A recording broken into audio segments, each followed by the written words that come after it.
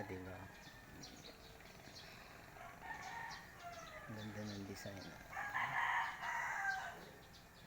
Nilagyan ng ginawa ng design.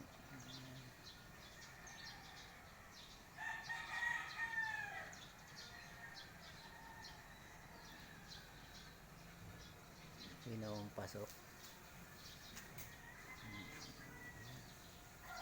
Ano tawag yan? Lumutang ko. Lagyan mo ng dalawang cups yung mata bago pinturan dilaw. Saka green, saka black. Ganda, di ba? Ganda niya.